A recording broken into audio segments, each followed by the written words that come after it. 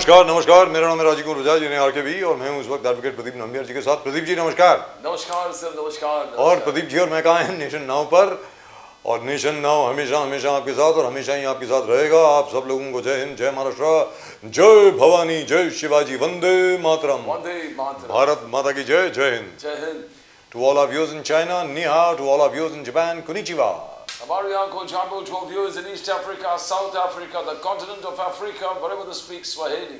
And if you haven't subscribed to the channel, please do so. When you click to that icon subscribe, you subscribe to the fastest growing channel of the nation, Nation Now. Now the fact is, Now, the fastest growing channel of the nation. yes, absolutely. Now the fact is, Modi ji is going to Israel. A lot of people are unhappy about it. God knows why. Because do remember, the Israelis have always stood by India in every conflict. In every conflict, Israel has always stood by India. We may not have stood by them, but they've always stood by us. As far as Mr. Modi is concerned, he says that there is a new security deal which is about to be signed between Israel and India, और जबरदस्त होने वाला है साहब। मैं आपसे जानना चाहता हूँ प्रदीप जी, ये क्या है? मतलब वो कहते हैं कि साहब, मतलब आपको फिलिस्तीन भी जाना पड़ेगा, ये भी करना पड़ेगा, but why? When has Palestine, or when it was ruled by the PLO, the Palestinian Liberation Organization, forget about Hamas, तब भी पाकिस्तान के साथ हमारी जब भी जंग हुई है, PLO ने आज तक कभी हिंदुस्तान के फेवर में कुछ नहीं बोला है। Again, even in the United Nations, in every discussion, the PLO has either remained neutral or has stood by Pakistan. On the contrary, the Israelis have always stood by India. On the contrary, the Israelis have always supplied us with weapons in the 65 war, in the 71 war, even in the 1999 Kargil war, and even during Operation Sindoor, we were using the Barak 8 missiles and the Harp drones. Yes. That's what we were using. Yes. So, I mean, come on, guys, let's be realistic here. In 1999, when the Kargil tops had to be blown off, Yes. we had to have Israeli support. Because That's right. they were already on dominant positions out there. The That's Pakistan right, army had absolutely. planted and taken the bases out at the top of the mountains, and the entire area was totally under. They were just viewing it. All they had to see, everything that is moving in this part of the state, in Kashmir, they could be easily seen. तो मेरा ये कहना है प्रदीप जी कि आज की तारीख में ऐसा क्यों है कि यहाँ पर ये कहा जा रहा है कि इजराइल के साथ आपके रिलेशन इतने अच्छे क्यों हैं? क्यों ना हो यार, हिंदुस्तान है, हिंदुस्तान के रिलेशन उसी देश से अच्छे होंगे जो हिंदुस्तान के साथ खड़ा रहेगा। That's it, end of story. I thought that will be clear to everybody, but no. Israel क्यों जा रहे हैं? ये क्या हो रहा है? वो क्या हो रहा है? I mean, let's be realistic over here. Palestine को आप छोड़ने वाले हो। पैलेस्टाइन के इंटरेस्ट आपके हित में नहीं है, आप सोचेंगे नहीं उसके Sir, what are Palestinian interests? Most importantly, जैसे इंदिरा जी ने न जाने कितनी मर्तबा कहा है, फिलिस्तीनियों को अपना देश मिलना चाहिए, भारत उसके पक्ष में है।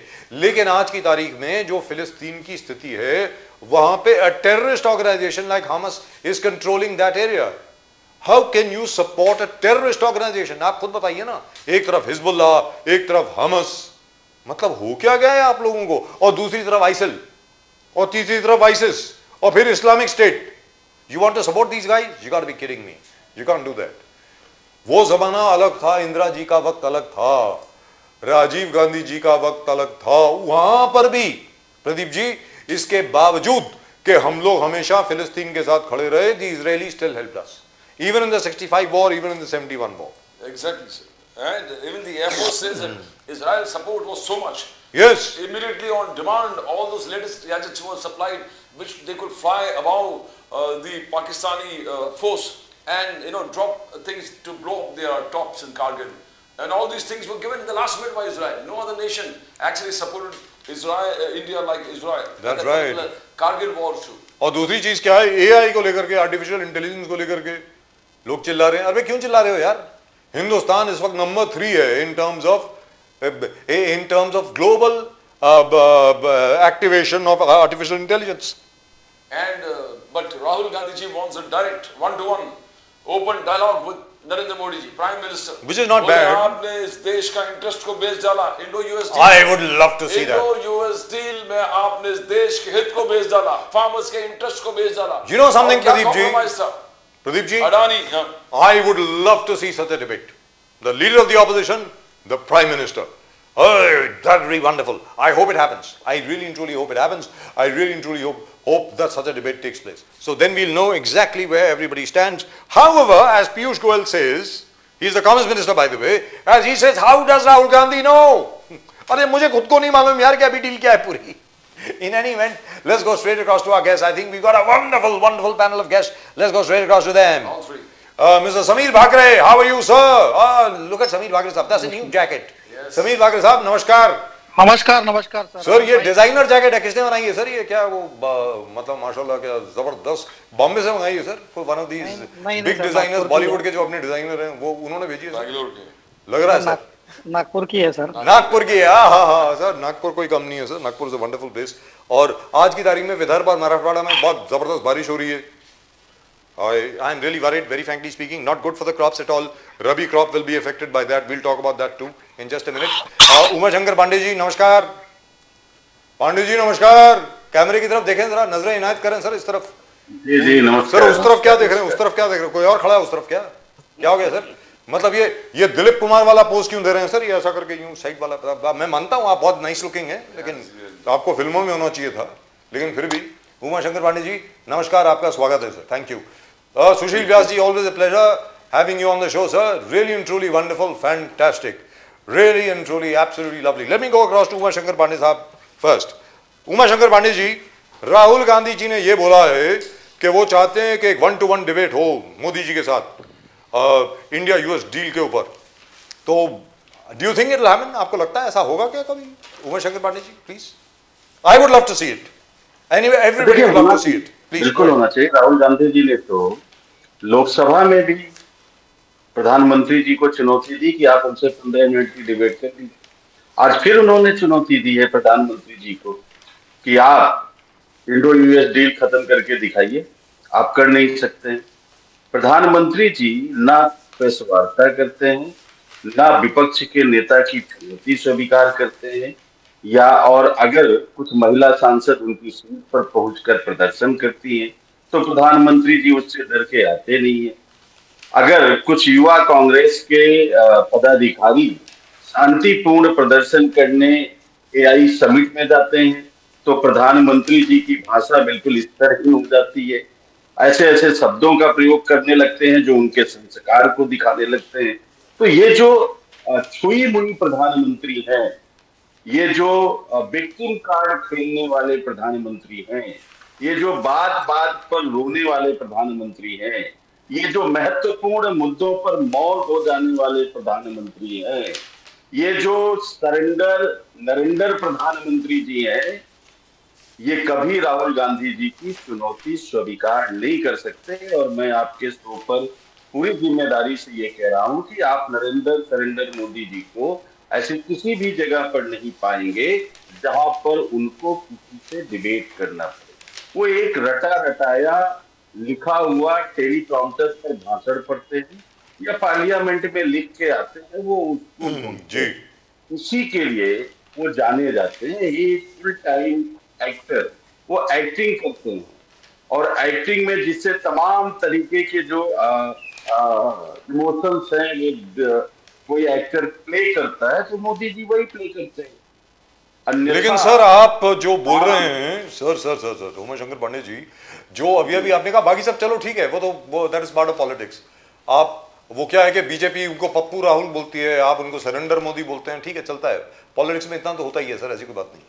लेकिन मैं आपसे एक चीज जानना चाहता हूं सर. सबसे बड़ी बात यह है कि आप देखें ना, आर्टिफिशियल इंटेलिजेंस के ग्लोबल इंपैक्ट समिट में इमैनुअल मैक्रोन थे, ब्राजील के लूला थे, इमैनुअल मैक्रोन फ्रांस, ब्राजील के लूला सिल्वा थे, उसके अलावा डच प्राइम मिनिस्टर थे, स्पेन के प्रेसिडेंट थे. मतलब there were about 20 heads of state. उसके अलावा फॉर्च्यून 500 कंपनीज की जो टॉप 10 आईटी कंपनीज हैं उनके सभी हेड यहां पर थे. सैम ऑल्टमैन यहां पर थे, सुंदर पिचाई साहब यहां पर थे. उनके सामने आपको मतलब बनियान के अंदर क्या दिखाना चाह रहे थे आप? What? Because at the moment India is number 3. Sir India is number 3 in AI activation. बोलिए sir, please go ahead sir. प्रदर्शन जो है ना वो लोकतंत्र की खूबसूरती है. अगर हमारी वैचारिक मतभेद हमारे नहीं होते तो देश में एक ही दल होता और ये कोई सिर्फ इंडियन डेमोक्रेसी में नहीं है, ये देश के तमाम विश्व के तमाम लोकतांत्रिक देशों में डेमोक्रेसी ऐसे ही चलती है, प्रदर्शन की जगह बनाई गई है। ये भारतीय जनता पार्टी की सरकार है जिसने तमाम चिन्हित प्रदर्शन के स्थलों को समाप्त कर दिया, चाहे वो लखनऊ हो, चाहे वो दिल्ली हो।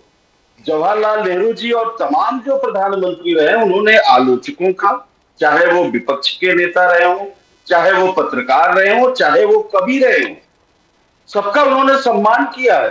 नागार्जुन जी इतने बड़े पोएट रहे, जवाहरलाल नेहरू जी सामने बैठ के उनसे कविता सुनते थे और नागार्जुन जी ने कहा कि मुझे तो लग रहा था कि जवाहरलाल नेहरू जी नाराज हो जाएंगे।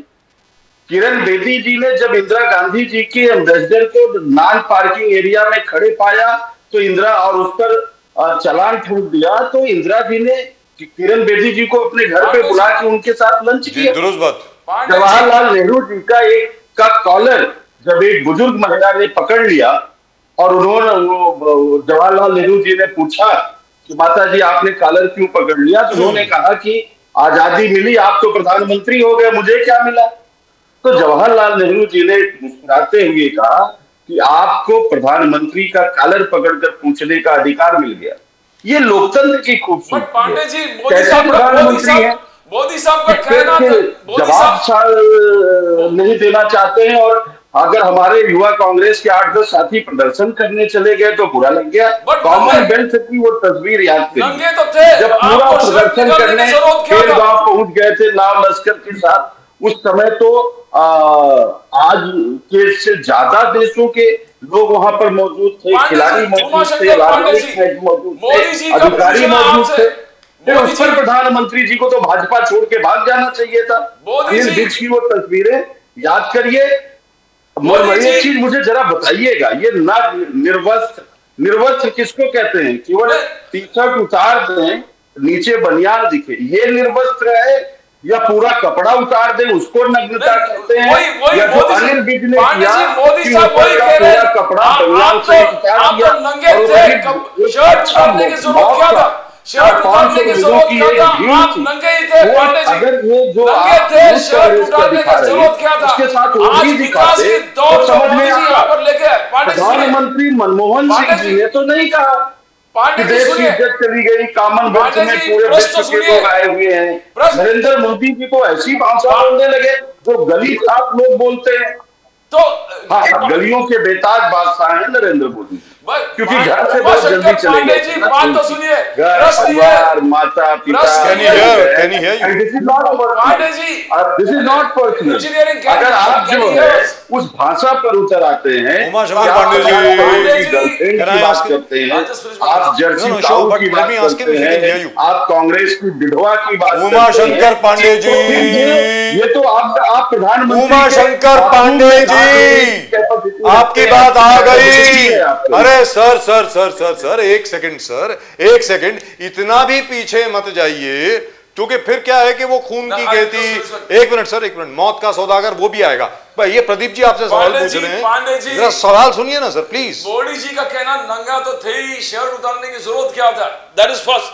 मगर आज जिस विकास के दौर पर मोदी जी यहां पर लेके 12 साल में जो जबरदस्त इंफ्रास्ट्रक्चर पुश हुआ, इंडिया के भारत के इतिहास में इतना इंफ्रास्ट्रक्चर बड़ा नहीं जितने 12 साल में हो गया।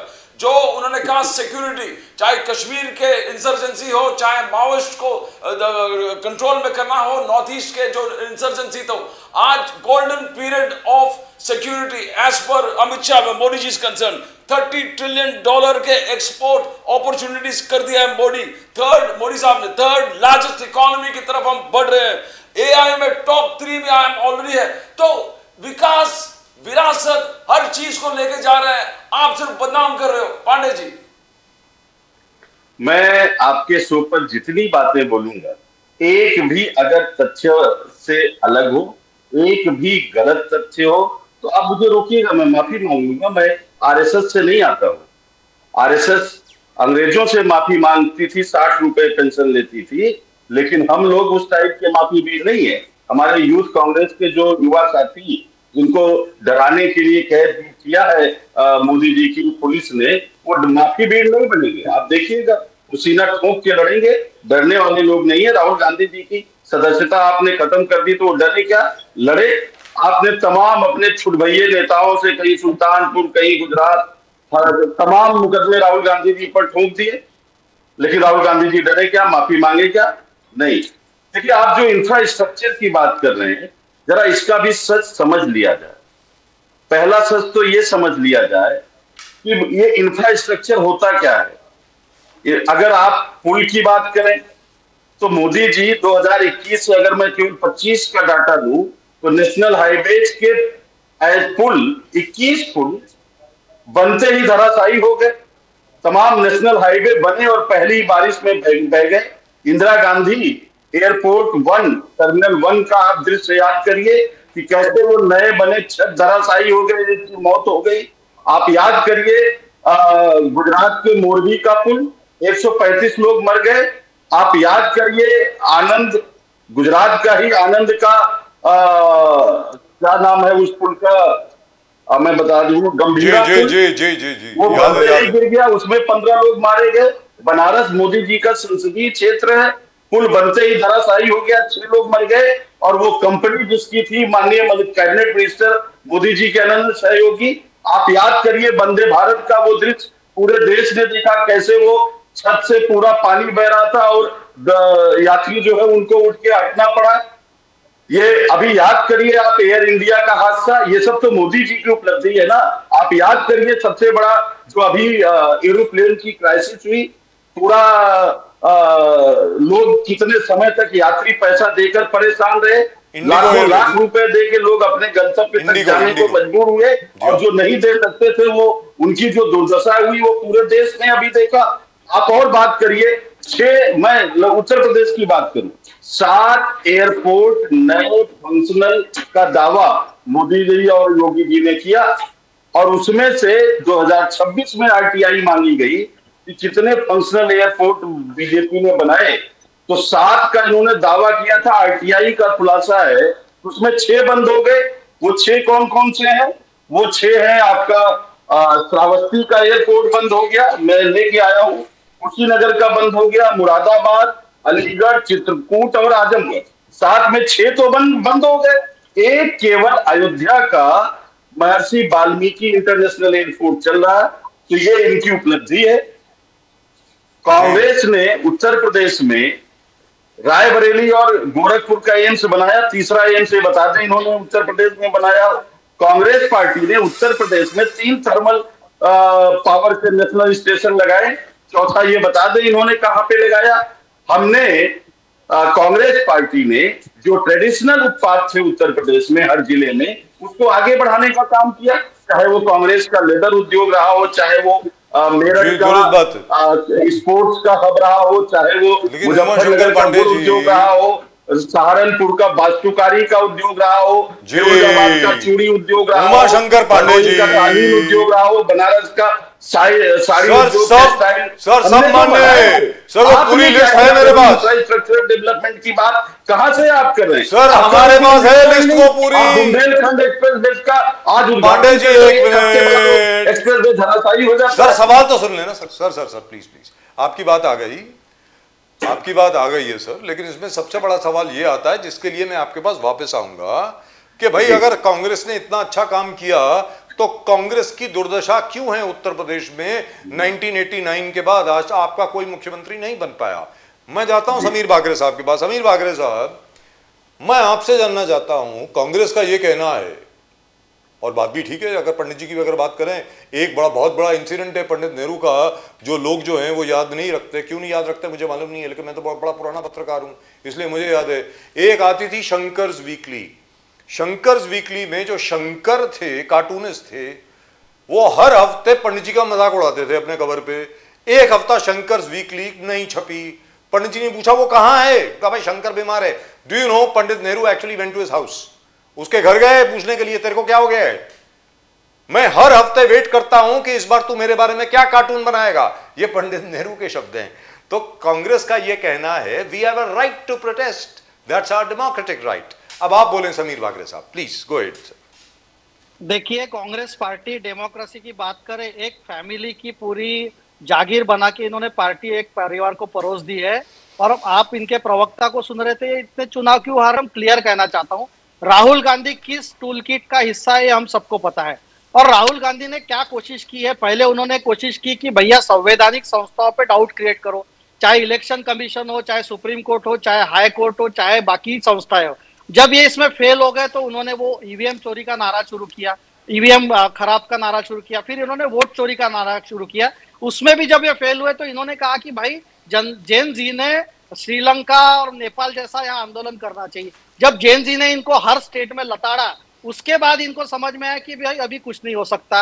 अब ये कांग्रेस पार्टी के जो गुंडे हैं, जो जाके एआई के समिट में जाके अपना अर्धनग्न शरीर दिखाना चाहते हैं, ये अब इस पे आ गए। मैं आपको चैलेंज के साथ कहता हूं, कुछ दिन में कांग्रेस पार्टी के लोग मारा पीटी पे उतर आएंगे और कुछ दिन कांग्रेस पार्टी मतलब यहाँ देश में डेमोक्रेसी नहीं मानती है। अगर ये डेमोक्रेसी मानती थी तो एक परिवार की चाकरी क्यों कर रहे इतने सालों से, इनका कोई दूसरा नेता क्यों नहीं बोल पाता, सब बड़े बड़े लीडर्स ने इनको क्यों बोला है। आज एआई समिट में इन्होंने जो प्रदर्शन किया है उसमें अखिलेश यादव ने भी इनको बोला है, ममता दीदी ने भी बोला है, हर पार्टी ने इनको बोला है, मायावती जी ने बोला है।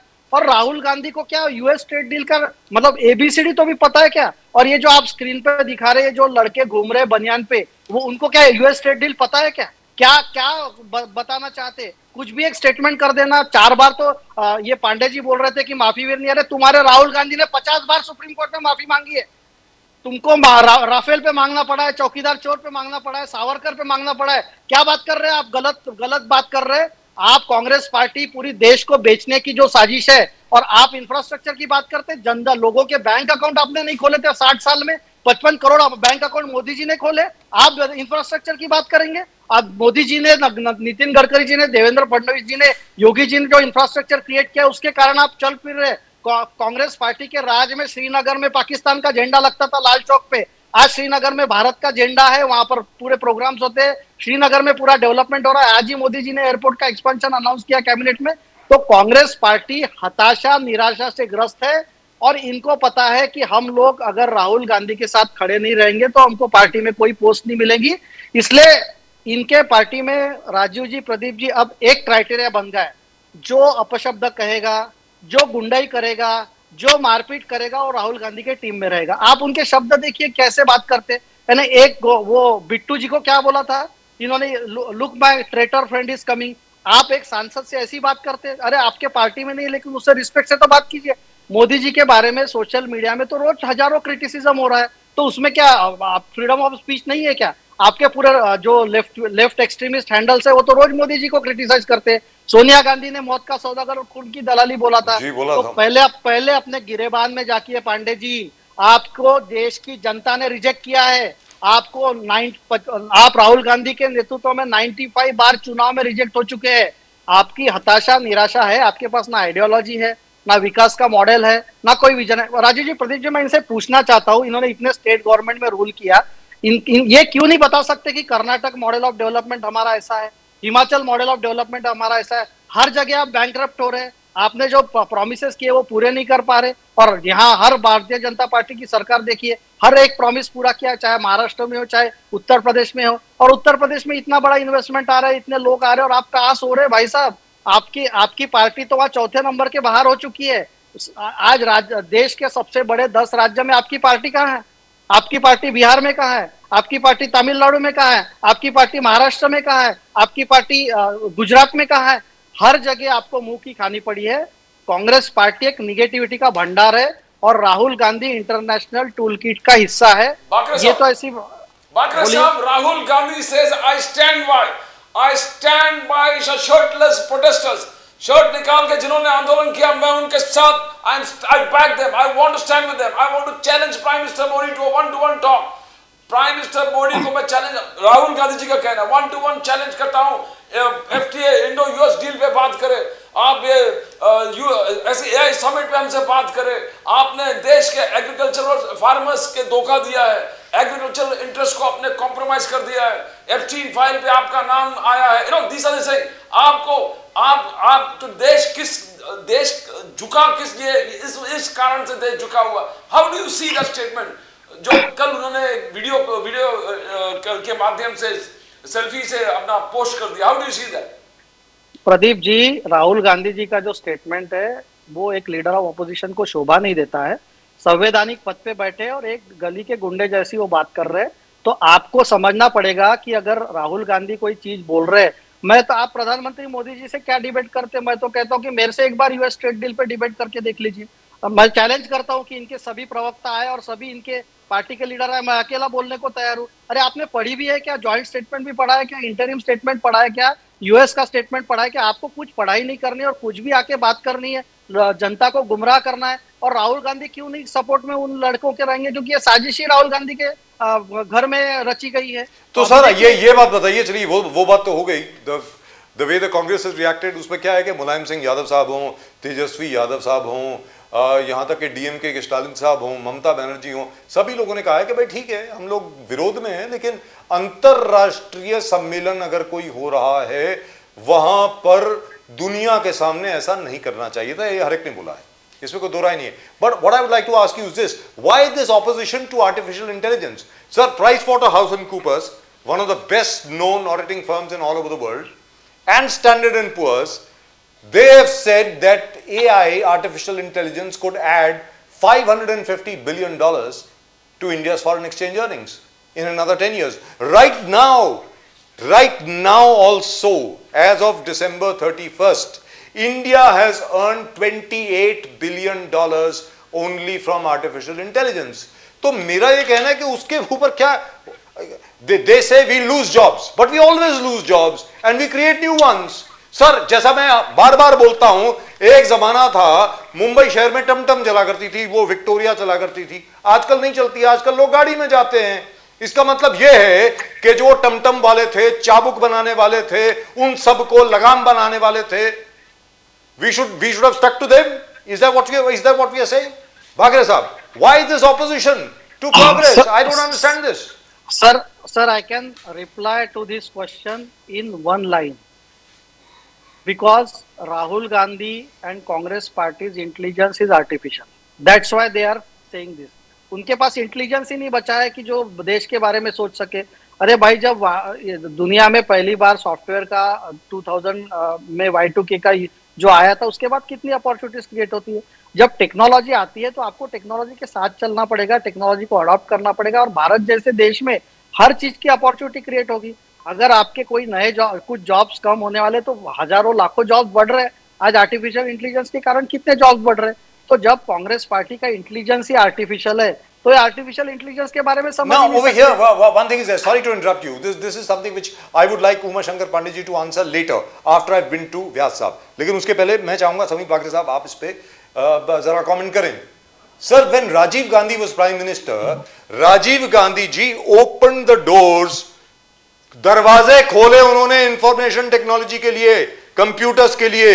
तब उनके खिलाफ ये क्रिटिसिज्म आया था, अरे ये राजीव गांधी, डून बॉयज, डून स्कूल के जो लड़के हैं, इन लोगों ने, इनकी वजह से सारी नौकरियां चली जाएंगी, बैंक का काम पूरा खत्म हो जाएगा, ये हो जाएगा, वो हो जाएगा। And look at what has happened. The foundation laid by Rajiv Gandhi, उसकी वजह से हम आज यहां पर पहुंचे। Rightfully speaking, Congress should be welcoming this. By attacking it, aren't you attacking Rajiv Gandhi himself? Sir आप बताएं, बागरे साहब। राजीव जी, पहले तो ये मीथ है कि राजीव गांधी जी ने कोई कंप्यूटर का रिवॉल्यूशन लाया है। वो देश में जो लोगों ने लाया है उसका एक अपन डिबेट कर सकते हैं। That is a myth which is created as a narrative. दूसरी बात मैं आपको कहना चाहता हूँ, मोदी साहब ने एक बहुत बड़ी और इंपॉर्टेंट बात कही थी। इन्होंने कहा कि कांग्रेस पार्टी ने जब रिफॉर्म्स किए वो मजबूरी में किए हैं, चाहे वो 1991 का रिफॉर्म हो डॉक्टर मनमोहन सिंह के द्वारा, वो जब भारत पूरा बैंकरप्ट हुआ था, जब कोई ऑप्शन नहीं बचा था, तब इन्होंने रिफॉर्म्स किए। मोदी साहब ने और हमारे निर्मला सीतारमण जी ने और पूरे भारतीय जनता पार्टी की सरकार ने रिफॉर्म्स तब किए जब हमारी देश की अर्थव्यवस्था 11वें से चौथे पे आ गई। तो आज मुझे बताइए कि विजनरी लीडर कौन है? अगर 10 साल में देश की मानसिकता उन्होंने बदली है, हर चीज डबल की है। पांडे जी, मैं आपको एक व्हाइट पेपर भेज दूंगा जिसमें आपको पता चलेगा कि कांग्रेस पार्टी ने जो 55 साल में नहीं किया, वो मोदी साहब ने 6 साल में करके दिखाया इंफ्रास्ट्रक्चर के ऊपर। आप इंफ्रास्ट्रक्चर की तो बात ही मत कीजिए। आपके लिए इंफ्रास्ट्रक्चर यानी एक गांधी परिवार के कितने फार्म हाउसेस बने, कितने बंगले बने, या कांग्रेस पार्टी का क्या हुआ, ये आपको इंफ्रास्ट्रक्चर है। हम कभी डिबेट करेंगे तो मैं आपको एयरपोर्ट से लेकर नेशनल हाईवे, ग्राम जी, सड़क जी, योजना, हर जी। चीज बता दूंगा। तो मुझे ऐसा कहना है कि कांग्रेस पार्टी ने मजबूरी में रिफॉर्म्स किए और मोदी जी ने रिफॉर्म्स की वजह से देश बदला है। Let's तो go to Sushil ये Vyas साहब. Sir. Let me go to Sushil Vyas साहब. व्यास साहब, महाराष्ट्र में एकनाथ शिंदे साहब ने ये कहा है कि जहां तक किसानों का प्रश्न है, बाकी सब लोगों का प्रश्न है, I will not leave anybody behind, ऐसा उन्होंने कहा है। उन्होंने ये कहा है कि कोई भी कहीं पर भी किसी भी डिफिकल्टी में है तो हमारी सरकार उसके साथ खड़ी है। व्यास साहब बोलिए सर। बजाज जी नमस्कार। नमस्कार सर। तो हमारे सर्वोच्च नेता एकनाथ राव शिंदे जो वर्तमान उप मुख्यमंत्री महाराष्ट्र सरकार, जी आपके वाक्यों को अगर मैं दोहरा दूं जी तो क्या सत्ता में बैठे हुए एक जिम्मेदार उप मुख्यमंत्री के रूप में कार्यरत व्यक्ति को ये कहना सही नहीं है क्या कि सुख दुख में हम मेरी जनता के साथ खड़ा हूं, चाहे कुछ भी हो जाए, उनकी मदद के लिए हम 24 घंटे 7 दिन उपलब्ध रहेंगे। हमारे से पूर्ववर्ती जो मुख्यमंत्री रहे जिनको कांग्रेस समर्थित थे, वो फेसबुक ऑनलाइन में चलते थे। यहाँ हमारे नेता है जो कहते हैं हम आपके सुख दुख में, आपके खेत में अगर कुछ भी तकलीफ होती है, आपके गांव में, शहर में, आधी रात हो कभी हो, हम आपके बीच में आके खड़े रहेंगे, आपके साथ मजबूती से खड़े रहेंगे। तो क्या गलत कहा? यही जिम्मेदारी है। यही जिम्मेदारी का निर्वहन जो है, उसके बदौलत लैंडस्लाइड विक्ट्री हमको पिछले साल फिर से आपने देखा। महाराष्ट्र की जनता ने जो 13 करोड़ मतदाता है, हम उनका एक बार पुनः आपके माध्यम से धन्यवाद देना चाहते हैं कि उन्होंने हमारे में जो विश्वास व्यक्त किया। जिस तरह से वर्तमान सरकार के तमाम नुमाइंदे, चाहे वो एकनाथ राव शिंदे हो, फडणवीस जी हो, अब अजित पवार जी के बाद उनकी धर्मपत्नी के नेतृत्व में ये जो तीनों दलों की मजबूती से चलने वाली जो सरकार है, जो जनहित में और जन कल्याण में जो अपने कार्यरत है, यही वजह है कि जनता के बीच में हमारी एक छवि बनी हुई है। Vyas ji, Uddhav Thackeray ji took up for Rahul Gandhi जी।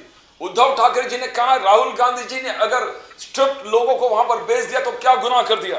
बोले अमृत काल में आपके सरकार ने, सुशील व्यास जी आप you are part of the NDA, आपने लोकतंत्र को नंगा किया। उद्धव जी का कहना है आपने इलेक्शन कमीशन को स्ट्रिप कर दिया, उनको भी नंगा कर दिया। आपने जुडिशियल सिस्टम को स्ट्रिप किया, उनको भी नंगा कर दिया। अमृत काल में सब नंगा हो गया और नंगा आपने कर दिया। और अगर राहुल गांधी जी, यूथ कांग्रेस के कुछ लोग जहां जाके अपने कपड़े उतार दिए वहां पर टॉप, तो क्या गुनाह कर दिया? उद्धव जी का कहना, how do you see that reaction? Vyas ji. अब उद्धव जी क्या कहते हैं, उनका प्रवक्ता तो मैं हूं नहीं, लेकिन उद्धव जी जो कह रहे हैं वो शायद सच्चाई से परे है। और उद्धव जी सिर्फ इसलिए कह रहे हैं कि आने वाला जो 16 मार्च को महाराष्ट्र में चुनाव है राज्यसभा का और विधान परिषद का, उद्धव जी की अपनी ताकत नहीं है कि वो खुद वापस विधान परिषद में, खुद व्यक्तिगत रूप से विधान परिषद में आ जाए, या अपना जो एक नुमाइंदा वो रिटायरमेंट ले रहा है राज्यसभा में उसको वापस भेज दें। उनको कांग्रेस के बैसाखियों की जरूरत है। इसलिए राहुल गांधी की गलत सही बातों में अपने हाँ में हाँ मिलाना, 16 मार्च तक उनकी मजबूरी है। वो 17 मार्च को उद्धव जी अगर अपनी इस बात को दोहरा दे तो मैं आपके साथ बहस में फिर आ जाऊंगा। मगर क्या शरद पवार वहां जाएंगे राज्यसभा में? क्या पार्थ पवार यहां से जाएंगे? क्या राहुल शेवाले या संजय निरुपम, कौन जाएगा आपकी तरफ से? क्या स्थिति क्या है? मैं मेरे दल के लिए बोल सकता हूं, मेरा दल का फैसला आपके सामने 1-2 दिन में आ जाएगा। बाकी अन्य दलों में क्या फैसला होता है ये उनका हाईकमान जाने। मगर क्या शरद पवार जी एक सीनियर नेता, क्या सब मिलके, आपका नहीं, मैं विपक्ष का कर रहा हूं, एमवीए, सब मिलकर पवार, शरद पवार मेरे भी नेता है, महाराष्ट्र के नेता है, ये हमारा सम्मान है शरद पवार के प्रति। तो आप उनकी मदद करेंगे? तो आपको नहीं, आप नहीं चाहते कि वो जाए राज्यसभा में? अब ऐसा है बजाज जी कि जिनका जिक्र भी थोड़ी देर पहले कर रहे थे, एक हमारे देश की राजनीतिक संस्कृति है। जब नेहरू जी का सबसे बड़ा अगर कोई विरोधी और आलोचक था तो राम मनोहर लोहिया था, और उनके आपसी संबंध क्या थे दुनिया में विदित है। तो वो एक व्यक्तिगत संबंध रखना और एक राजनीतिक विरोध होना, शरद पवार जी का हम कैसे मदद कर सकते हैं? उनका अपना दल है, उनके अपने सहयोगी हैं, वो भेजे। Sushil Vyas ji, I have a personal question for you. सार्वजनिक रूप से घोषणा कर रखी है कि मैं ये वर्तमान राज्यसभा के कार्यकाल के बाद सार्वजनिक जीवन में किसी भी निर्वाचित पद पर, चाहे प्रत्यक्ष या अप्रत्यक्ष, नहीं जाऊंगा। तो पहले तो वो अपना वाक्य वापस लेना। जी दुरुस्त बात व्यास जी, और एक बात है कि आज संजय राउत जी, उद्धव ठाकरे जी, आदित्य ठाकरे जी, सबका कहना है लीडर ऑफ ऑपोजिशन एलओपी ना विधान सभा में है ना विधान परिषद में है, और इतने लंबा समय तक ना होना ये लोकतंत्र को प्रश्न चिन्ह लगाने वाली बात है। Are you following democratic procedure? Why are not allowing LOPs in both houses? Vyas ji. Nambiar ji, आप वकालत करते हैं मेरी तरह शायद, है ना? बिल्कुल। You are also an advocate. Yes. You know very well there are provision in law. Yes. 10% of the strength of the house there should be opposition का कोई एक दल के पास होना चाहिए। अब जनता ने आपको उतने ही मतदान नहीं किया, उतना ही विश्वास नहीं है, तो ये उसमें उसका खप्पर हमारे पे क्यों फोड़ रहे हैं? अगर आपके पास 29 एमएलए हैं और आपका appointment of leader of opposition का नहीं हो रहा है, अगर यही करना होता तो राहुल गांधी को क्यों बनाते हम लीडर ऑफ अपोजिशन? तो व्यास साहब, देश आज भुगत रहा है क्योंकि संख्या बल है। तो अगर संख्या बल ही आपको जनता ने नहीं दिया तो क्यों, कैसे लीडर ऑफ अपोजिशन का आप क्लेम कर रहे हो भाई? तो अंडर व्हाट प्रोविजन? व्यास साहब, व्यक्तिगत सवाल है। और विधान परिषद में भी वही हाल है। विधान परिषद में भी जो रिक्वायर्ड नंबर ऑफ जो एमएलसी चाहिए वो उनके पास नहीं है, तो कैसे बनाए? तो व्यास साहब, व्यक्तिगत सवाल आपसे ये है कि राज्यसभा में लिस्ट में आपका नाम है कि नहीं? मैंने आपसे कहा कि जो फैसला हाईकमांड की पार्टी को लेना होता है उचित समय पे होता है। अगर कोई चीज, दूध का दही जब बनता है जब वो जम जाता है, उसको अगर आप उसमें दूध में दही डालते ही कह दोगे अब हम उसको दही मान ले, तो किसका नाम होगा, किसका नाम नहीं होगा? कुछ गर्भ में भी रहने दीजिए। तो उसकी जब परसों शाम को हमें मौका मिलेगा, कोई हमारा साथी होगा। परसों शाम को हमें मौका मिलेगा आपको कंग्रेचुलेट करने का। मेरे दल का कोई साथी राज्यसभा में जाकर डेफिनेटली उसका सम्मान मेरा सम्मान है। हमारा दल एक है, परिवार है, हम लोग पारिवारिक इकट्ठा है। वो मेरा साथी जाए या मेरा कोई भाई बहन जाएगा तो मुझे उतनी खुशी होगी जितना और किसी का नाम हो। Wonderful. You really have learnt a lot from मुरली देवरा साहब। आप कांग्रेस में थे सर इतने साल, मुरली भाई के साथ आपने बहुत सीख लिया सर मुरली भाई से, मैं मानता हूँ। वंडरफुल। उमाशंकर पांडे जी, अब आप ये बताइए सर कि आर्टिफिशियल इंटेलिजेंस के खिलाफ कांग्रेस क्यों है सर? आप बताइए ना। मतलब this is the wave of the future sir. Congress बड़ी दूरदर्शी पार्टी हुआ करती थी, ये क्या हो गया है आपको सर? आप मतलब कैसी बातें कर रहे हैं? आपके नेता लोग कैसी बातें कर रहे हैं सर? आप बताइए ना सर प्लीज। कहते इतनी नौकरियां चले जाएंगी, ये होगा वो होगा। अरे सर, एवरीथिंग गोज टुगेदर। हर चीज साइमल्टेनियसली चलती है हिंदुस्तान में। बोलिए सर प्लीज। खिलाफत कर रहे हैं आप। हिंदुस्तान के हर व्यक्ति का डेटा आप दूसरे देश को देने जा रहे हैं। हम इस पर खिलाफत कर रहे हैं कि हिंदुस्तान का डेटा वो बाहर नहीं जाना चाहिए। एआई चलेगा कैसे? एआई चलेगा डेटा से। वो डेटा उसका भोजन है। और अगर हिंदुस्तान के 150 करोड़ लोगों का डेटा आप दूसरे देशों के हाथ में दे रहे हैं तो डेफिनेटली ये एक असुरक्षा और ये देश की सिक्योरिटी के लिए, देश के एक नागरिक के लिए थ्रेट है। इंफॉर्मेशन टेक्नोलॉजी कांग्रेस पार्टी लाई, राजीव गांधी जी ले आए। हमारे भाजपा के साथी को वही ज्ञान है जो इनको व्हाट्सएप पे मिलता है। इस देश में जितने भी सुधार के कार्यक्रम हुए हैं, चाहे आज जो विश्व एक ग्लोबल विलेज बन चुका है, इसकी शुरुआत ही पंडित नेहरू जी ने किया था गुटनिरपेक्षता और पंचशील सिद्धांत के माध्यम से। थोड़ा सा क्या है कि इंटायर पॉलिटिकल साइंस वालों को ज्ञान थोड़ा वही मोदी जी वाला है कि मैं अजन्मा हूँ, नॉन बायोलॉजिकल हूँ। कई बार तो मुझे लगता है कि भेजा है वो राडार से क्या कहते हैं, तूफान में राडार को क्रॉस करा देते हैं, तक्षशिला में चले जाते हैं। 3 महामुनियों को जो अलग अलग शतक में पैदा हुए थे उनके साथ बिठा के मीटिंग करके नाली गैस से चाय बनाने वाले लोगों का जो ज्ञान है वो ऐसे ही होता है। वो कहेंगे राजीव गांधी जी नहीं लाए थे, ईवीएम की बात कर रहे थे। इनके एक बड़े नेता थे, पार्टी के प्रवक्ता भी रहे, जीएल नरसिम्हा। उन्होंने तो ईवीएम के खिलाफ पूरी एक किताब लिख दी थी। शायद ये भी भाजपा में अभी नए छुटभैया टाइप के नेता है। जीएल नरसिम्हा की किताब जरूर पढ़िएगा। तू तड़ाक पे उतराए बात करते करते यही संस्कार विहीन अलोकतांत्रिक लोगों की पहचान है कि डिबेट आप करते करते जब तू तड़ाक पे उतर आइए तो आप मोदी के असली वंशज हैं, वो समझ में आ जाता है। आप हमको लोकतंत्र सिखाएंगे। आज ये लोग वंदे मातरम तिरंगा झंडा लेके तिरंगा यात्रा निकालते हैं। 52 साल तक इन्होंने तिरंगा यात्रा, तिरंगा झंडा अपने नागपुर के मुख्यालय पे नहीं फहराया। वंदे मातरम के खिलाफ नमस्ते सदा वत्सले मातृभूमि लेकर आए। ये आज वंदे मातरम, ये ऐसे लोग हैं जो आजादी के पहले मुस्लिम लीग और अंग्रेजों के पिट्ठू बने थे।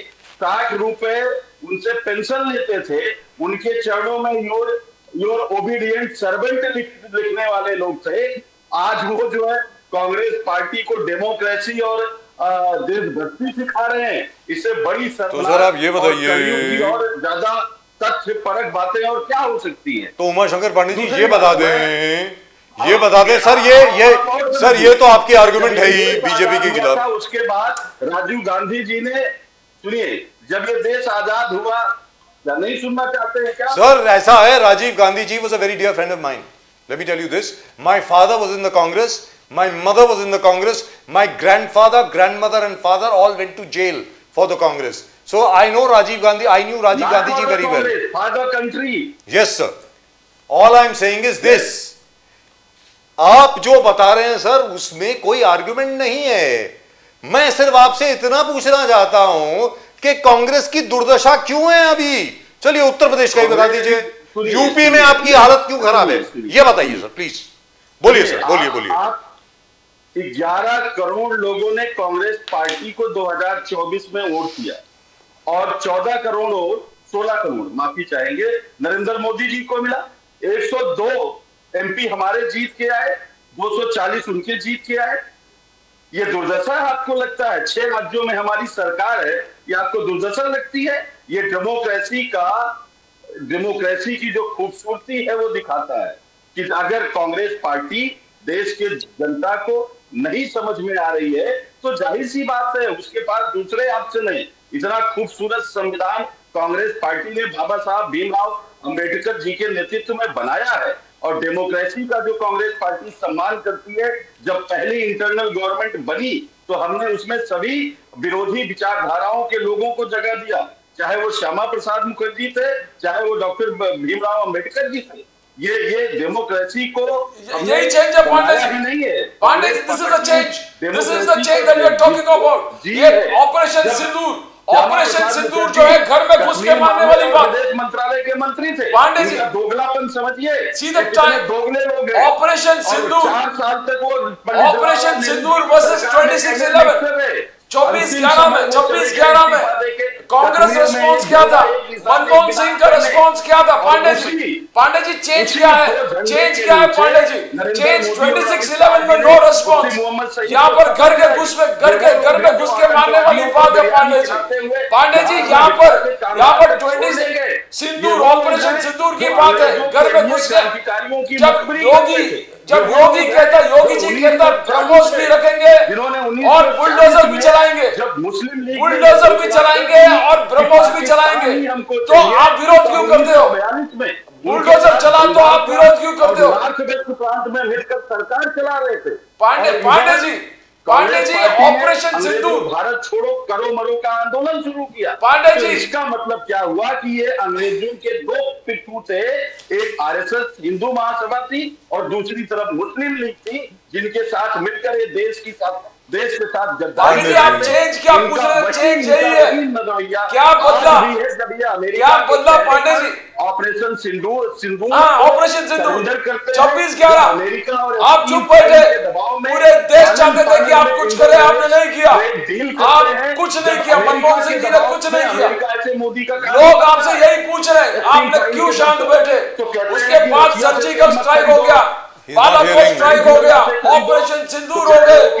योगी जी बोल रहे बुलडोजर भी चलाऊंगा, ब्रह्मोस भी चलाऊंगा। खरीद रहे थे तो वो मास्टर स्ट्रोक था, ब्रह्मोस और बुलडोजर दोनों चलेगा। और जब वेनेजुएला से अमेरिका ने खरीदने को कह दिया तो बोले वहां से सस्ता पड़ा, ये भी सर वेनेजुएला में ऑयल फील्ड तो आपने खरीदा था। ABCD, अरे पांडे जी इतने ये कह रहे थे हमारे वादे। उमाशंकर पांडे जी को आपने कहा 2 करोड़ लोगों को रोजगार, उमाशंकर पांडे जी, चाइना को लाल आंख दिखाने की बात आपने कही, झूला झुलाने लगे। I agree with you, but Umashankar Pandey ji आपने कहा कि ना कोई घुसा है ना घुसा हुआ है। उमाशंकर पांडे जी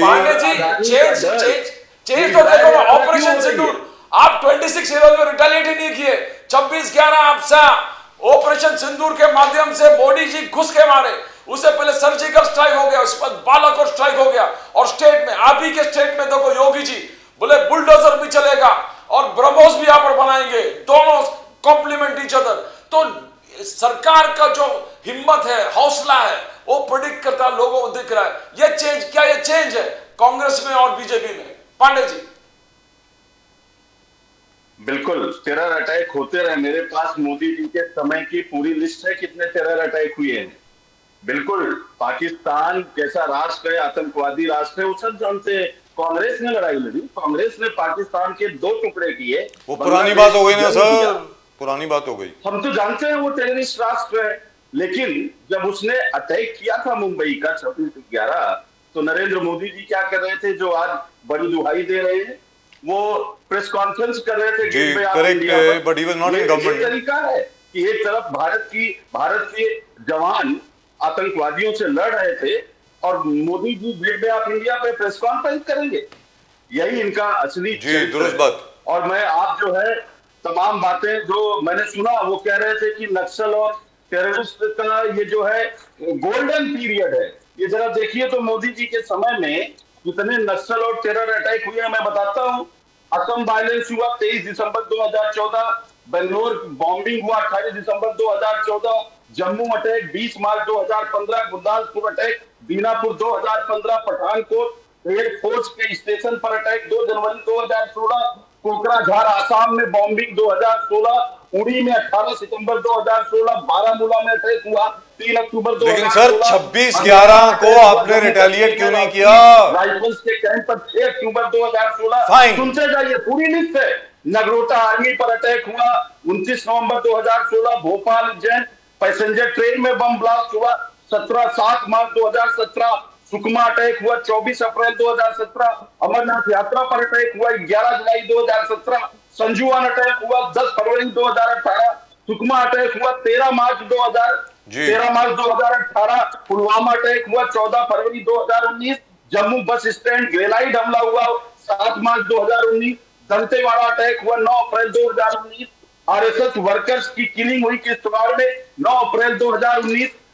सुनते जाइए, गढ़चिरौली नक्सल अटैक हुआ 1 मई 2019, कश्मीर के अवंतीपुरा में अटैक हुआ 12 जून 2019, फिर सुकमा पर माओवाद का अटैक हुआ 21 मार्च 2020, बीजापुर अटैक हुआ सुकमा में 3 अप्रैल 2021, राजौरी अटैक हुआ 1-2 जनवरी 2023, दंतेवाड़ा में अटैक हुआ 26 अप्रैल 2023, एर्नाकुलम में अटैक हुआ 29 अक्टूबर 2023, बेंगलोर कैफे में बम ब्लास्ट हुआ 1 मार्च 2024, कराची में अटैक हुआ 9 जून 2024 और पूना में भी अटैक हुआ सर, जर्मन बेकरी।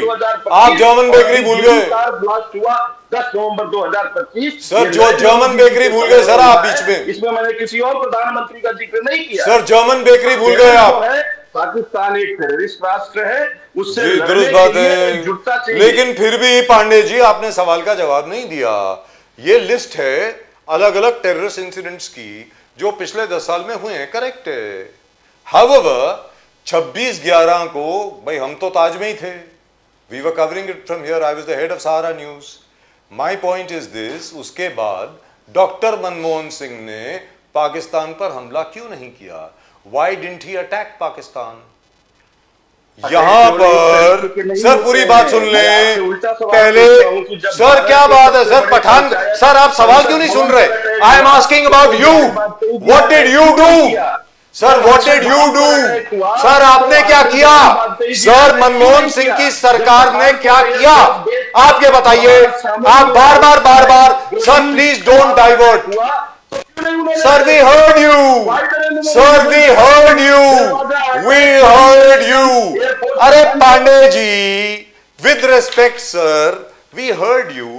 2019 में पुलवामा पर अटैक हुआ, उसके बाद ऑपरेशन बालाकोट हुआ, उसके बाद पठानकोट के पास 24 के 25 हमारे लोग, एक्चुअली 29 मारे गए, उसके बाद ऑपरेशन सिंदूर हुआ। तो मोदी सरकार ने अटैक तो किया। और तीसरी बात जो आपने अभी कहा ना कि हम वेनेजुएला से ऑयल ले रहे हैं, सर वेनेजुएला के ऑयल फील्ड में तो आपने इन्वेस्टमेंट कराई थी 2008 में। डॉक्टर मनमोहन सिंह की सरकार ने ओएनजीसी और ऑयल इंडिया और इंडियन ऑयल के द्वारा ऑयल फील्ड खरीदा था वेनेजुएला में। It's our oil field. पत्रकार हैं आप, जी बिल्कुल, सुनिए। जी बोलिए। महत्वपूर्ण ये नहीं है कि भारत किससे तेल खरीदता है, वेनेजुएला से खरीदे, अमेरिका से खरीदे, रसिया से खरीदे। जी। महत्वपूर्ण ये है कि भारत एक संप्रभु राष्ट्र होने के नाते Correct. निर्णय अपने आप ले रहा है या अमेरिका कान पकड़ के उससे कर रहा है, अब जो है वेनेजुएला से खरीदो। Important I agree with you, sir. हमारी जो संप्रभुता है, I agree with you. Trump के चरणों में तो आप क्या चाह रहे हैं? तो तेल सस्ता हो या महंगा हो, इंपॉर्टेंट ये नहीं होता है। 150 करोड़ भारतीयोों का सिर अगर नरेंद्र मोदी जी झुकाएंगे तो उस पर सवाल sir, the point about oil is very simple. Pandey साहब, पॉइंट इज वेरी। हमने 0% टैरिफ पर ले लिया और उनको 18% देना पड़ेगा, तो सवाल किसको 18% देना पड़ेगा कोई पत्रकार सर? किसको 18% देना पड़ेगा? 18%? Sir sir sir sir sir 18% तो यूएस सुप्रीम कोर्ट ने हटा दिया है। किसको टैरिफ देना पड़ेगा? मोदी जी का क्या रोल है सर? टैरिफ किसको देना पड़ेगा? मोदी जी का क्या रोल है सर? टैरिफ किसको देना पड़ेगा? आप 18% की बात करें सर, आप 18% की बात करें सर, आप 18% की बात करें ना। 18% टैरिफ किसको देना पड़ेगा? 2.93% था जो हमारी सरकार थी। आज 18% पे हम छाती पीटे कि मोदी ने अमेरिका को झुका दिया। What rubbish is this? Sir, who was paying? ये कौन सा तर्क है? Who was paying this 2.9%? 2.9%. Actually, it was 3.1%. Tariff लगता था। Sir, actually, it was 3.1%. 50% But let's फिर बोला let's not quibble. काटते हैं। पांडे साहब, अगर आप जोर से बोलेंगे, हमारे सर जोर से मत बोलिए ना। सामान खरीदते हैं। Sir, this is your show. Sir, again, sir, I would love to know. Pandey ji, आप सवाल की Sir, can you hear the question? Pandey Saab, can you hear the question, please? Sir, who has to pay the tariff? Whatever be the tariff, who has to pay it? बताइए ना sir. ये 18% का जो tariff है, ये किसको देना है? ये भारत के ऊपर जो 18% टैरिफ लगा है, ये कौन देगा? टैरिफ जो है वो तो वहीं से आएगा, लेकिन डिमांड घट जाएगी। मान लीजिए कि मैं फार्मास्यूटिकल्स की कोई चीज अमेरिका में बेच, फार्मा पे जीरो है सर, फार्मा इज एक्सक्लूडेड। तो अमेरिका के लोग देंगे सर, फार्मा इज एक्सक्लूडेड। हमसे जो परचेज हो रहा तो खत्म हो जाएगा। Sir, pharmaceuticals are excluded. You listen to me. Pandey साहब, Acting like Modi. Sir Pandey साहब, फार्मास्यूटिकल्स। के टेक्सटाइल पर One second, let me get rid of this. Sir, let me tell you, very frankly speaking, Mr. Pandey, pharmaceuticals, Indian pharmaceuticals are taxed at 0%. IT services are taxed at 0% because tariff is an import tax. मैं आपको बता रहा हूं, सुनिए, अब उदाहरण सुनिए। अरे उदाहरण सुनो प्रभु। Sir, what are you talking? Sir, I don't know what you're talking about. Sir, please. Sir, let's not get into this. Again, this is for the information of our viewers. Tariff is an import tax paid for by the importing country. If the tariff on Indian goods is high, there is a possibility that the demand may come down. America में tariff कितने Sir, again, Pandey Sahab, I am so sorry, जी sir. Monologue हो रहा है इनका I monologue. have no idea what he's talking about, but I have to clarify. अब आप बोलें, भागरे साहब, please go ahead, sir. Please go ahead, Bhagare साहब। देखिए राजीव जी, पहले तो मेरे 45 तक हम थे, अब मैं निकलूंगा। Thank you very much. अरे सर कमाल है, अब भागरे साहब जब जवाब दे रहे हैं आप भाग रहे हैं। सुनिए तो सही। At least let him listen to the answer. आप भी जो है मोदी की बात बोलेंगे। अरे सर छोड़िए। कितने बजे तक का था? Sir we are very good. तो 5 मिनट, 2 मिनट रुक जाइए। अरे 2 मिनट रुक जाइए ना सर। सर 2 मिनट रुक जाइए। हर चीज पे झगड़ा करती अरे कांग्रेस पार्टी। पांडे साहब इज गॉन ऑलरेडी। अरे भागरे साहब, again the tariff has to be paid by the importing country, for God's sake. What is this? Who are these illiterates? I don't know. Don't they know that tariff is an import tax? What is the matter with these fellows? Anyway, आप बोलें भागरे साहब, please go ahead. देखिए राजीव जी, पहले तो वो जो coat कर रहे थे कि 2.93% था, अरे we have to see the today's Trump era. Trump Yes. Era में भारत देश में जो टैरिफ है वो क्या दुनिया भर के देशों से कम है क्या? ये हमको देखना है। ये इतना बेसिक चीजें कांग्रेस पार्टी और उनके प्रवक्ता को नहीं समझती कि आप 5 साल पहले का टैरिफ और आज का कंपेयर नहीं कर सकते। तभी तभी सभी देशों पे 2.93% था, तो आपने कोई बहुत बड़ा अचीवमेंट नहीं किया था। जी। आज के कॉन्टेक्स्ट में भारत पे अगर 18% लगा है, जो भी वहां की कानूनी प्रक्रिया के तहत उनके सुप्रीम कोर्ट ने स्ट्रक डाउन किया, we will have to study the judgment, we will have Yes. To study what exactly the country needs to stand for now. So Yes. ऐसा है कि अगर भारत देश में 18% लग रहा है, तो भारत से ज्यादा 37% चाइना पे लग रहा है, 19% वियतनाम पे लग रहा है, ब्राजील पे 30% लग रहा है। तो कांग्रेस पार्टी एक झूठ फैलाने की मशीन है। और मुझे कभी कभी सही में राजू जी समझ में नहीं आता, क्या इनको कोई चीज समझ नहीं आती या क्या ये डेलिबरेटली ऐसा करते हैं? यानी इतनी बेसिक चीजों पे भी इतनी पुरानी पार्टी गलती करती है कि अगर आपको 2.93% कोट करना था, तो यू हैव टू बी कंटेम्प्ट्री, आपको ढूंढना है ना पीरियड। आज आपको जो कोट करना है, आज के कॉन्टेक्स्ट में जी, कोट दुरुस्त करना बात है। है। तो Congress party has completely lost it ना। उनका जनरल जो एस्पिरेशनल सोसाइटी है ना, हमारे देश के हित में क्या, ये बात नहीं करते। और अगर मोदी जी को यही कहते हैं कि भैया यूएस ट्रेड डील इन्होंने सरेंडर किया, तो हम 6-8 महीने क्यों रुके रहते? झगड़ा तो इसीलिए चल रहा था ना अमेरिका से कि भाई हमको हमारा फार्म सेक्टर, डेयरी सेक्टर हमको प्रोटेक्ट करना है, इसलिए हमने प्रोटेक्शन जी। मांगा है। और आज भी भारतीय जो एग्रीकल्चर एक्सपोर्ट्स है, आज भी क्लैरिफिकेशन आया है कि it is going to be tax at 0%, as you rightly said. Software हो चाहे वो फार्मास्यूटिकल हो, there are many many commodities which are tax at 0%। So Congress party has completely lost it and they But not don't know only what they are Congress, even talking. Uddhav Thackeray ji, बाकर साहब उद्धव ठाकरे जी भी इस चीज को highlight क्या कर दिया यार? कि Modi ji has stripped himself, अपने आप को स्ट्रिप किया है Modi ji Indo US deal में। इंडो यूएस डील अमृतकाल का ये हमको इल्हाम मिला है कि हम नंगे हो चुके Indo US deal. Uddhav Thackeray ji का कहना है ना, how you going to convince him?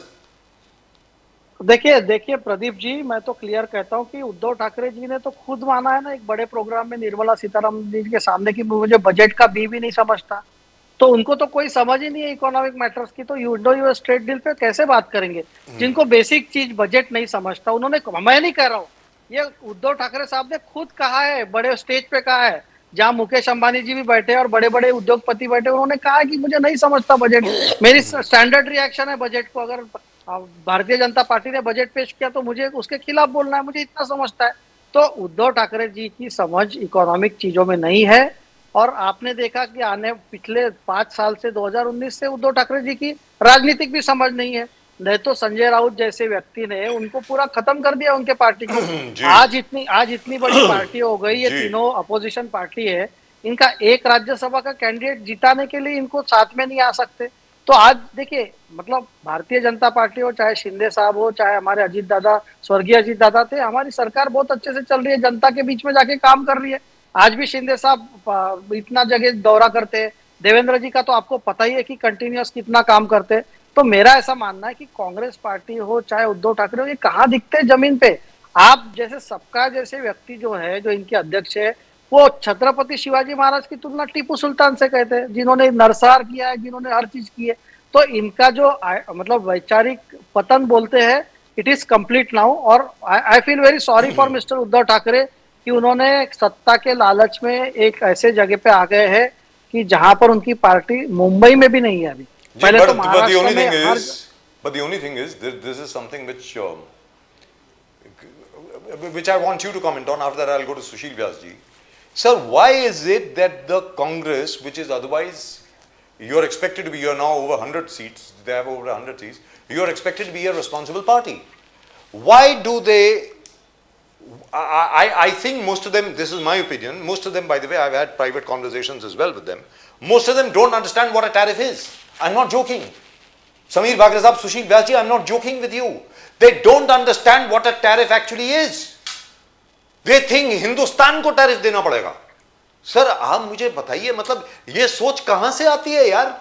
Sameer Bhakre ji please, they are all educated people, किसी की कितनी बड़ी बड़ी डिग्रीज हैं, एमए, एमफिल, पीएचडी, पता नहीं क्या कुछ, and they still talk like this. Sir please.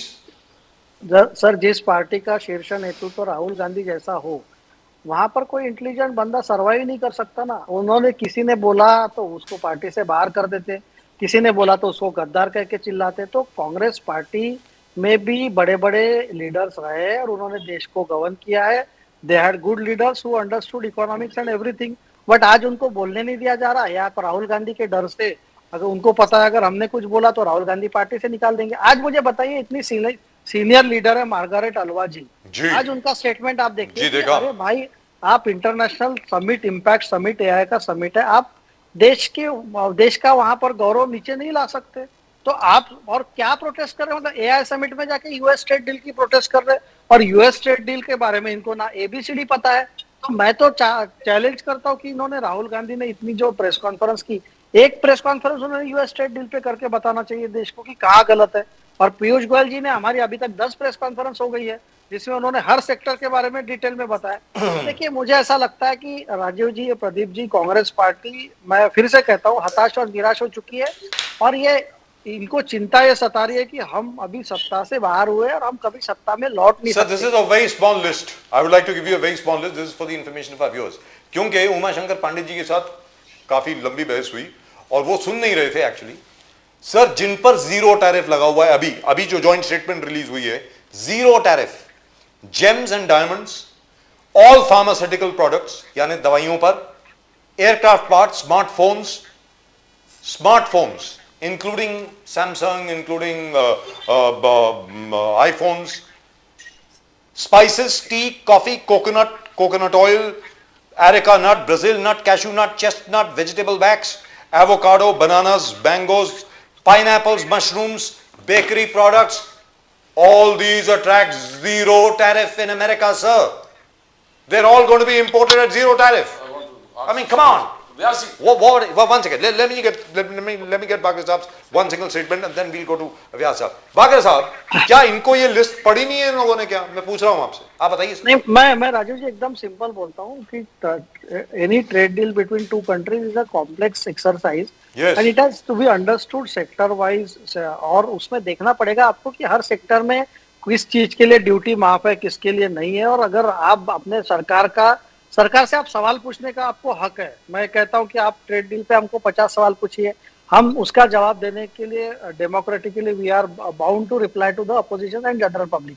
लेकिन आज कुछ तथ्य तो सामने लाइए ना, सीधे स्वीपिंग स्टेटमेंट कर देना कि फार्मर्स के साथ धोखा हुआ है, टेक्सटाइल के साथ धोखा। आपको कुछ पता तो भी है क्या कि यूएस ट्रेड डील में कौन से कमोडिटीज पे ट्रेड ये हुआ है, हिंदुस्तान में कौन सा इंपोर्ट होने वाला है, क्या हम टेक्नोलॉजी में ला रहे हैं। आज इतने बड़े फ्रांस के जो आके गए, उनके साथ इतनी हमारी डील साइन हुई, उन्होंने भी खुद कहा है कि India is the most bright spot in the world. That's तो right. ऐसे अगर ऐसे यूरोपियन देश के सबसे बड़े इकोनॉमी जो है वन ऑफ द फ्रांस है, अगर उसके देश का मतलब रिप्रेजेंटेटिव आके हमारे प्रधानमंत्री मोदी जी की तारीफ करता है, तो we should be proud of. And they all have objections to Mr. Modi going to Israel. I want to This ask is very Vyas funny. ji, Vyas ji, Uddhav ji ने हाल ही में रिसेंटली कहा कि UBT is an ideology, Shiv Sena UBT is an ideology, आप उसको खत्म नहीं करते। ना एकनाथ शिंदे जी खत्म कर सकते हैं, ना देवेंद्र फडणवीस जी उसको डिस्ट्रॉय कर सकते हैं, ना the top two in the BJP can do it. Now ideology Eknath Shinde ji भी कह रहे हैं। Because I want to connect this, because आप बार बार कह रहे हैं कि Uddhav ji is moving away from Hindutva.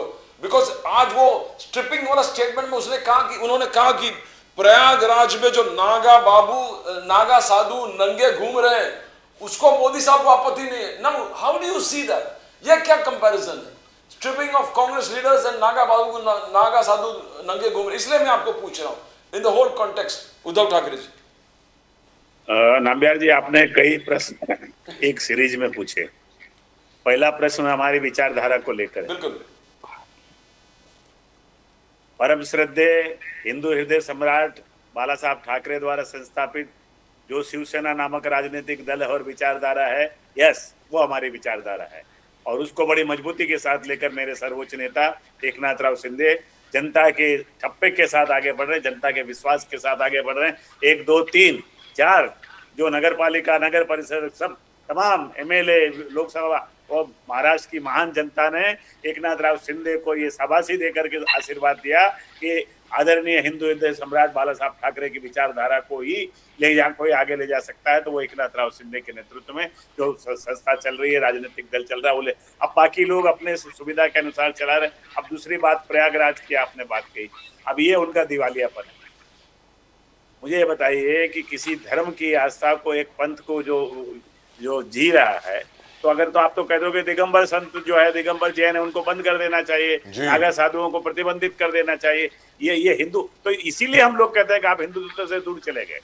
आपको हिंदुत्व की व्याख्या पता नहीं है, आपको हिंदुत्व के बारे में पता नहीं, आपको हिंदुत्व के बारे में जीना किस तरह से होता है वो पता नहीं, और आप कुछ भी बयान सार्वजनिक में दे दोगे। क्यों कि आपको अब 16 तारीख को, जैसे मैंने शुरुआत में कहा, कुछ 16 वोट की जरूरत है, अन्यथा आप सदन में वापस नहीं आ पाएंगे। जो कभी कभी आप घूमने घामने के लिए आ जाते हो, लेकिन उसके लिए सदस्यता होना आवश्यक है।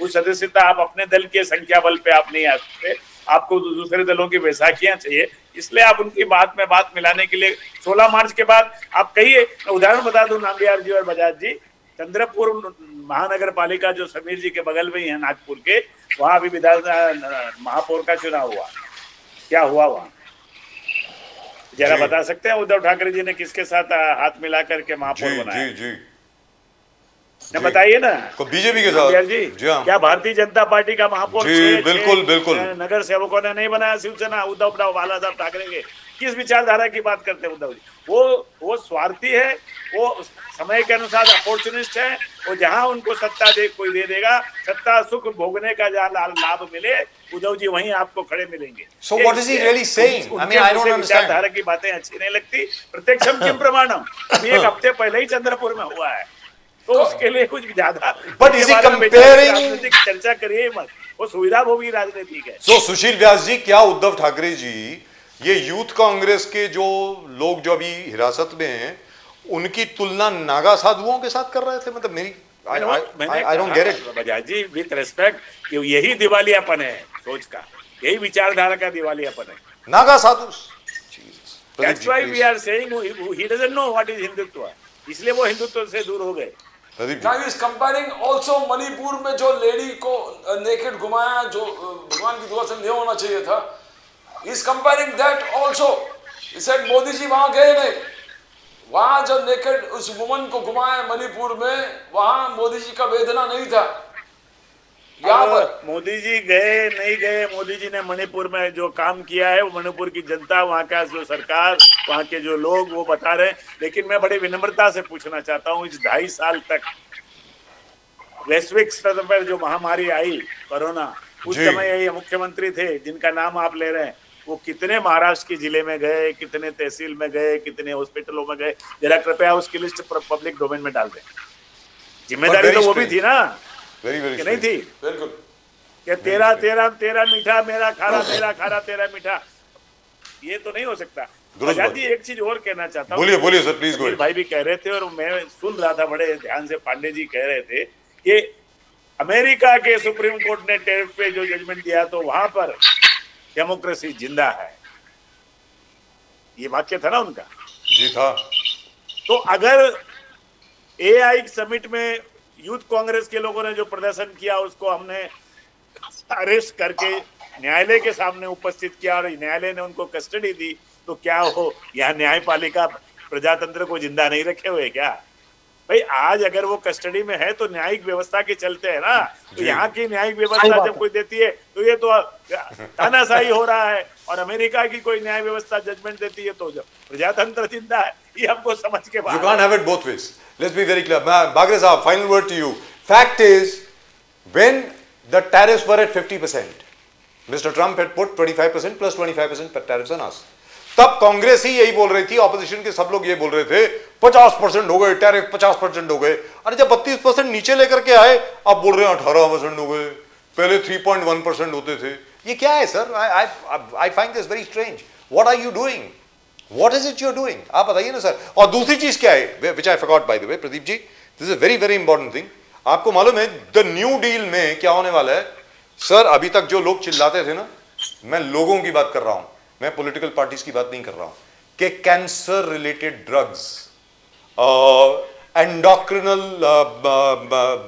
disturbances related drugs and other very important drugs, sir उनकी कीमतें बहुत कम होने वाली हैं, जो which were sky high at one time. That is the deal that Piyush Goyal has arrived at. We should welcome it. We should congratulate him, sir. Bagre sahab, please.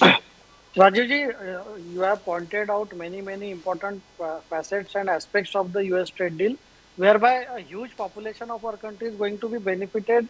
चाहे वो पेशेंट्स हो कैंसर के, चाहे हमारे छोटे उद्योग हो, चाहे हमारे किसान भाई हो.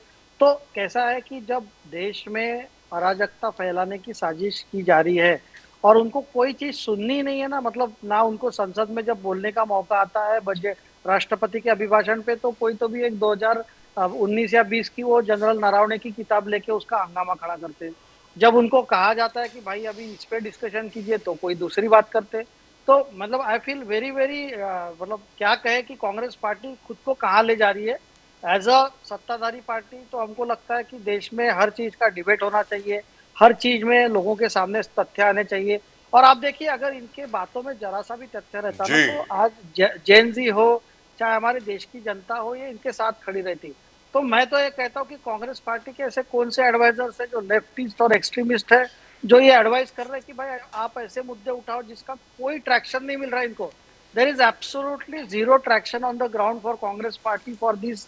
मतलब जो भी ये इश्यूज उठा रहे, ये एआई समिट में ये इस टाइप का जो विभत्स प्रदर्शन करना, आप देश में आज सर्वे करा लीजिए, कांग्रेस पार्टी के 2-4% लोग छोड़ के पूरा 95% देश की लेकिन बागरे साहब सवाल ये उठता है, बागरे साहब सवाल ये उठता है कि बार बार ये कहा जाता है कि ट्रम्प साहब ने आदेश दिया और आपने ये कर दिया. आप क्या चाह रहे हैं, ट्रम्प साहब के साथ हम लड़ाई कर लें? What do they want? That we should fight with Mr. Trump and the USA? If you remember, I'm just asking you, Bagre साहब, अगर व्यास साहब इस पे बोलना चाहें तो शौक से बोलें. जो हमारी 1-2-3 न्यूक्लियर डील हुई थी, उस वक्त बीजेपी ने आकर के तो इस प्रकार का वो नहीं किया था, कोई प्रदर्शन नहीं किया था. That was also a kind of a sell out. यही लोग बोल रहे हैं ना अभी कि सेल आउट है, सेल आउट है. आपने क्या किया था जब 1-2-3 डील थी और जो MTCR, if you remember, the missile control regime that was brought in by the US, that we should not test more missiles, etc. And by the way, for almost 6 to 7 years, we did not test missiles because of US pressure. ये तो पहले वाजपेयी साहब आए और उसके बाद अभी मोदी साहब आए, जिसकी वजह से we started testing again. तो what is going on here, Bagre साहब, please? Rajiv ji, there is a statement of a senior Congress leader on record कि India's biggest mistake is doing the nuclear test. तो ऐसी लोगों की पार्टी है जो देश की सुरक्षा में भी पॉलिटिक्स ढूंढती है. तो हम क्या कहें सर, हमारी भारतीय जनता पार्टी अगर आपके लिए अच्छा है जी, हाँ नहीं अच्छा है, लेकिन देश के लिए अच्छा नहीं है सर. देखिए कैसा है, चुनाव जीतना एक part of the democratic process है.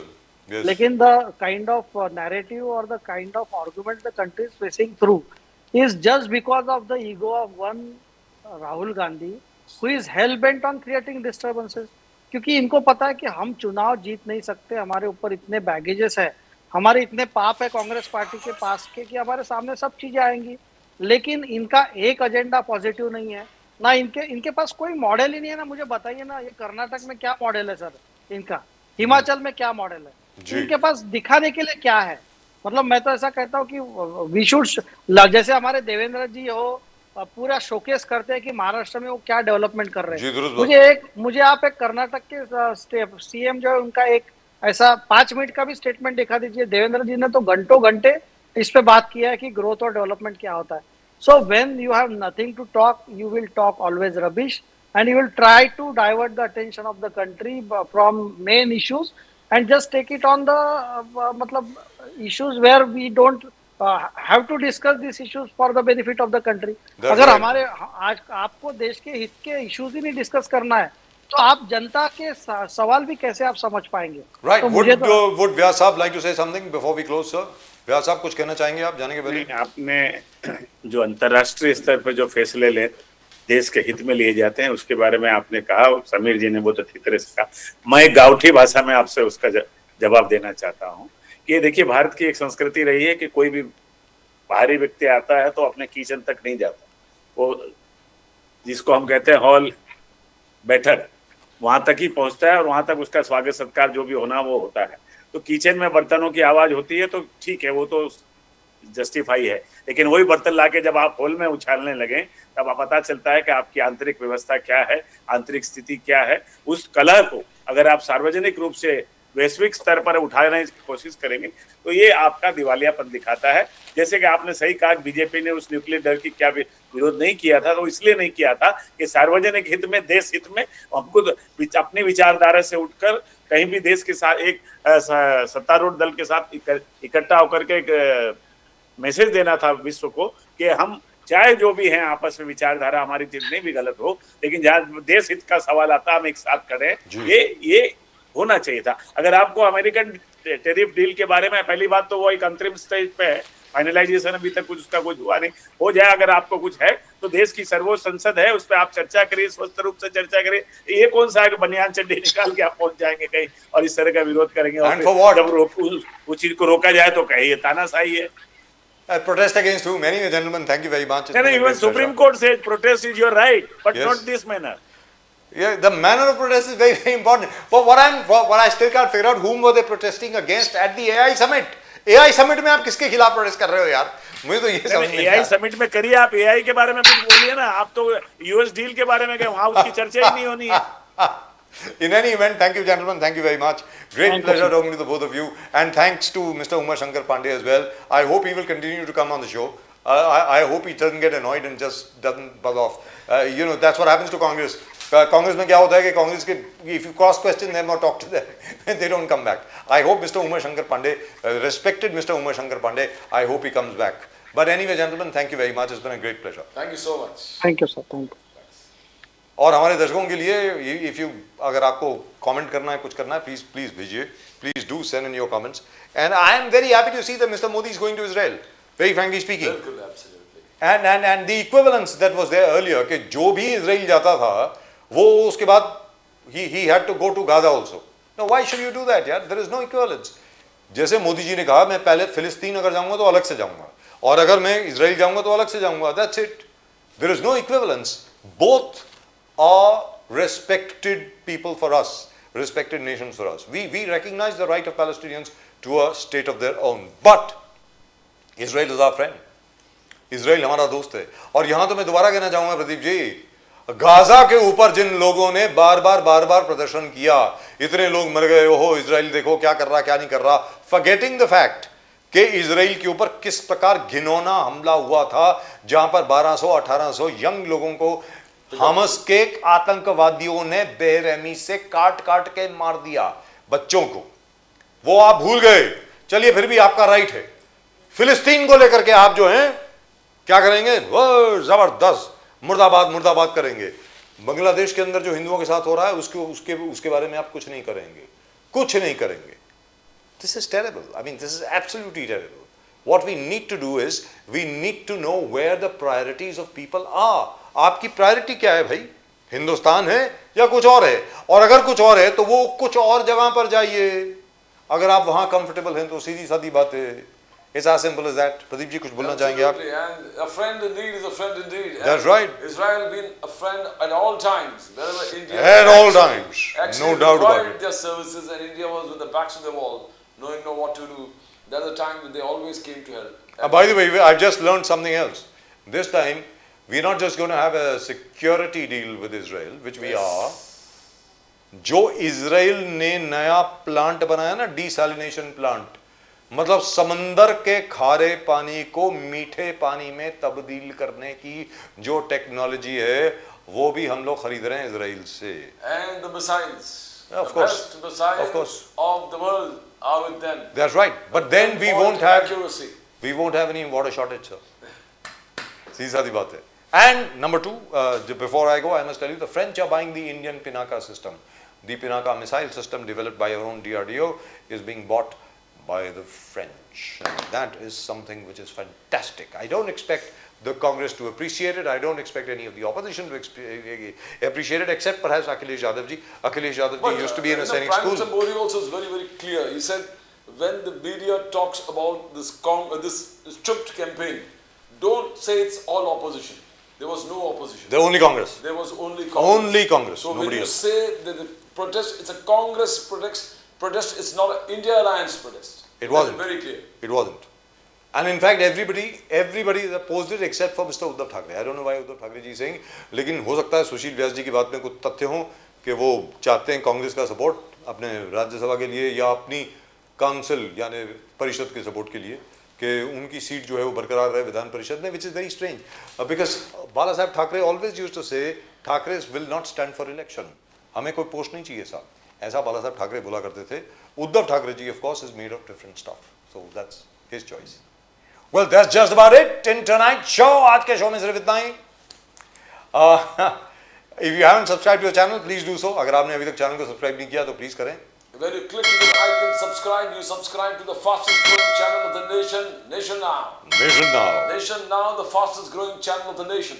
आपका चैनल है साहब, it's the real people's channel. हमेशा लोगों की बात करते हैं हम लोग यहाँ पे, लोगों की बात करते हैं, याद रख लीजिए. And that's just about it in tonight's show. From both Pradeep ji and myself and the entire team at Nation Now, आप सब लोगों को नमस्कार. जय हिंद, जय महाराष्ट्र, जय भवानी, जय शिवाजी, वंदे मातरम. Vande Mataram. भारत माता की जय, जय हिंद. Jai Hind.